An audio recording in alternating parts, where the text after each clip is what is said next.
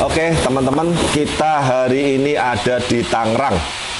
Jadi sampai nanti awal minggu depan kita ada di sekitar Tangerang, Jakarta, Bekasi, Jabodetabek lah, intinya seperti itu. Dan kita mungkin besok juga akan datang juga ke acara Nusatik ya.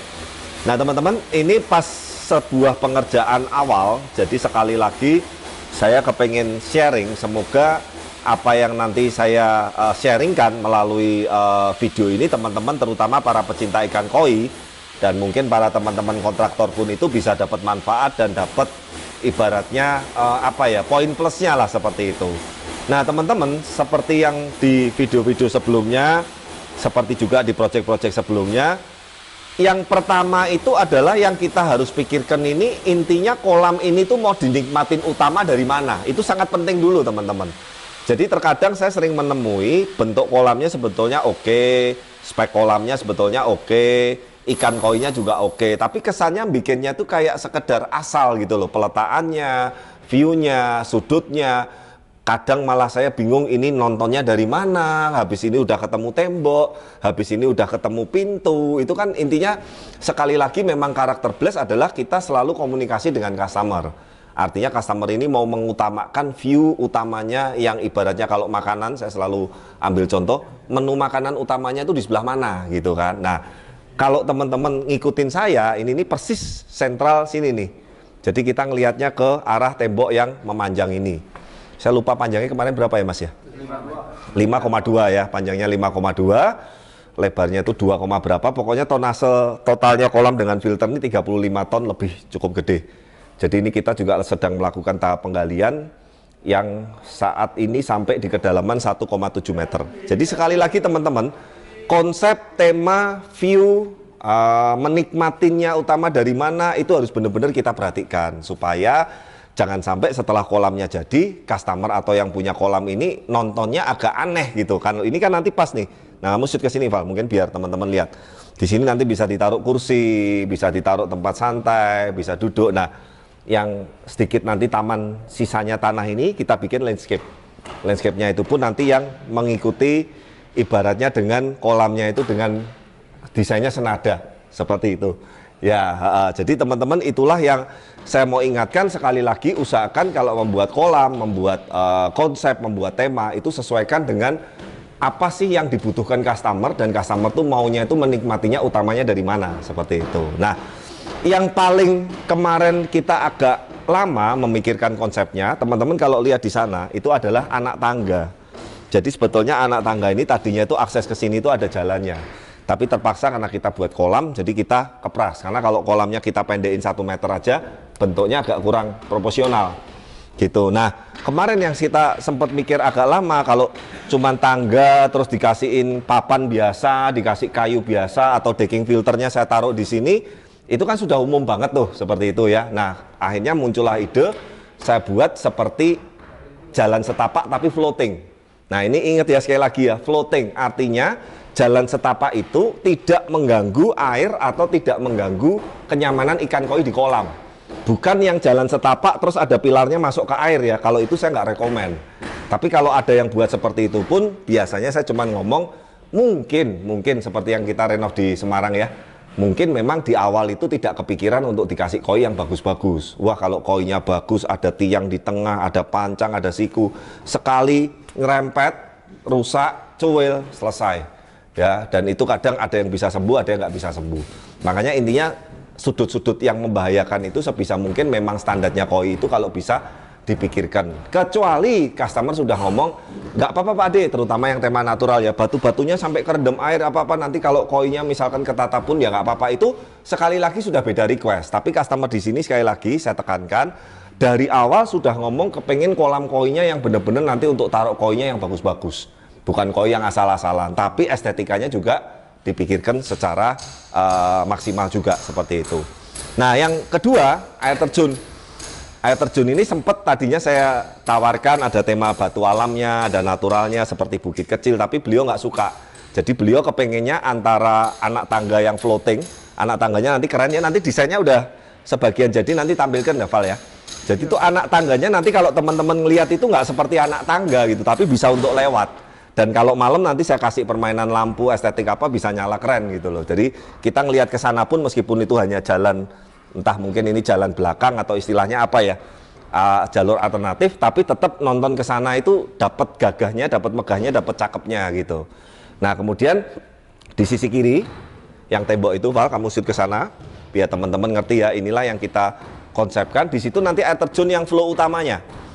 Jadi flow ke kolam ini saya selalu jelaskan ada dua. Yang pertama dari arus itu biasanya kita setting searah muter jarum jam. Yang kedua dari output air terjun. Kalau nggak mau air terjun gimana Pak? Bisa, kita juga udah banyak buat yang nggak ada air terjunnya ya, di Cengkareng, kok Cengkareng mana? Pak Yohanes tuh mana? Kembangan itu tanpa waterfall, tanpa air terjun, cuman arus saja sudah. Tapi kalau tanpa arus gimana Pak? Mendingan tanpa air terjun, jangan tanpa arus ya. Kalau tanpa arus itu lebih kacau lagi nanti flow-nya ya. Nah kita lanjut, akhirnya kita putusin air terjun di sana juga temanya itu seperti jalan floating yang ada di sebelah kanan. Tapi nanti peletakan step-stepnya dan pengaturan randomnya berbeda. Kalau ini harus semakin turun, semakin turun, semakin turun. Karena untuk akses. Kalau di sini nanti random, ada naik, ada turun, ada maju ke depan, ada ke belakang. Nah mungkin teman-teman biar ada gambaran nanti desainnya juga kita akan tampilin ya. Nah teman-teman kolam ini intinya kapasitas total saya ulang kurang lebih 35 tonase. Dan flow itu nanti kita pakai pompa yang 18.000 kali 2. Jadi flow-nya itu sekitar kurang lebih, kok 18.000, 22.000 ya Mas ya? 22.000 malahan, 22.000 kali 2. Jadi flow-nya itu sudah 1,5 kali lebih gitu loh. Itu udah sangat cukup sekali nanti untuk flow yang kita kejar di kolam ini. Dan kapasitas untuk taruh ikan, kalau ikan medium itu bisa sampai 70 ekor. Kalau ikan yang sudah nanggung 50 up, ya saran saya mungkin 25, itu udah cukup. Tapi sekali lagi tergantung besar dan size ikannya. Nah susunan media juga teman-teman juga mungkin sudah hafal ya. Yang pertama mekanik sikat brush, yang kedua jet mat, yang ketiga biologis, keempat biologis biocube, kelima pompa air bersih, keenam chamber maintain collecting untuk backwash, tentu saja yang isi maintain.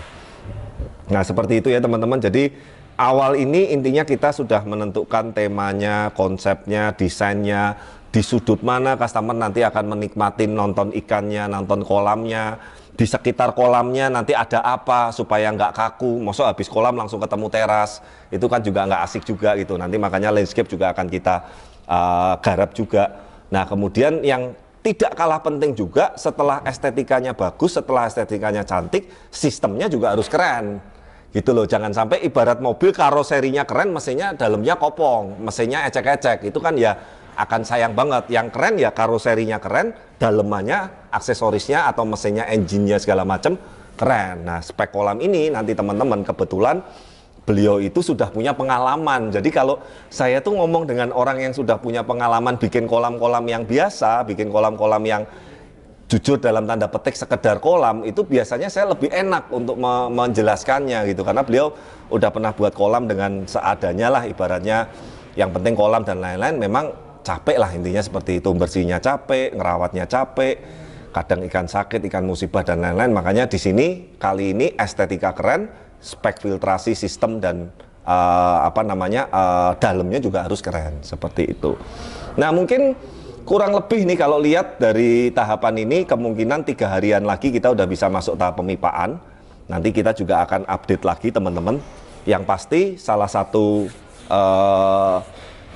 project di Blaze tahun ini dengan tema minimalis dan dengan tema ada semi natural di landscape-nya di Navapak ya, ini ya Navapak Tangerang ya, Tangerang di perumahan Navapak BSD ya.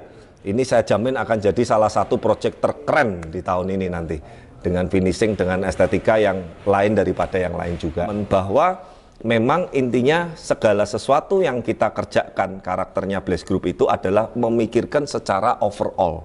Jadi kalau teman-teman lihat, sekali lagi ya, ini bukan bermaksud untuk membanding-bandingkan. Ada yang memang ngejar estetikanya doang yang keren, tapi sistem filtrasi dan spek kolamnya biasa. Ada yang spek kolamnya luar biasa, bahkan pakai mesin yang canggih segala macam, tapi estetikanya ala kadarnya. Ada juga nggak? Ada. Tapi kalau Blaze maunya estetika keren, spek sistem keren. Salah nggak? Ya nggak salah dong. Kan orang kan punya apa ya? Punya kepentingan dan punya kemauan beda-beda. Dan kebetulan karakternya customer Blaze rata-rata seperti itu. estetiknya mau keren, sistemnya, filternya, speknya juga mau keren gitu. Tapi otomatis ada konsekuensinya, ya harganya nggak mungkin murah gitu loh. Kalau yang sampai sekarang masih komen-komen, Pak, saya mau bagus, keren, spek premium, media premium tapi murah. Lah situ yang buatin saya malah mau order gitu loh ya. Kita kontrak seumur hidup lah, kasarannya seperti itu ya. Tapi intinya sekali lagi teman-teman, hari ini saya nggak akan mau bahas mengenai nominal, saya nggak akan bahas mengenai RAB, saya juga nggak akan mau membanding-bandingkan, tapi intinya saya justru mau share, semoga dengan apa yang saya sampaikan ini buat teman-teman yang suka kolam, pecinta koi, atau mungkin teman-teman kontraktor, bisa lebih mengembangkan inspirasi, imajinasi, dan karya-karyanya. Dan sekali lagi kalau mungkin ada salah-salah kata, salah ucap, saya juga mohon maaf, dan kita nanti akan update lagi saat sudah selesai pemipaan dan konstruksi. Jadi udah mulai tahap untuk perapian konstruksi, kita nanti akan vlog yang kedua. Rencana mungkin proyek ini nanti kamu catat 3 atau 4 vlog ya. Oh, iya. Yang ini awal pengerjaan, yang kedua nanti setelah konstruksi cornya selesai, yang ketiga nanti saat setting media, karena ini nanti medianya keren banget nih, biar teman-teman juga belajar edukasi mengenai penataan sistem media yang standarnya Blaze seperti apa. Yang keempat yang saat sudah running dan masuk ikat, gitu ya. Oke, mungkin cukup itu dulu. Mohon maaf juga ini ada gangguan suara ya teman-teman, tapi intinya semoga apa yang sudah kita plankan, apa yang sudah saya lancanakan bisa berjalan dengan maksimal. Dan saya juga udah janji beliau, ini kolam, area ini, di lokasi ini akan jadi salah satu proyek kolam Blaze yang terkeren di tahun ini dengan tema minimalis yang digabungkan dengan landscape natural. Ya, sekali lagi teman-teman, dukung terus channel kami, jangan lupa like, comment, subscribe, dan sampai ketemu lagi di video-video berikutnya. Bye-bye.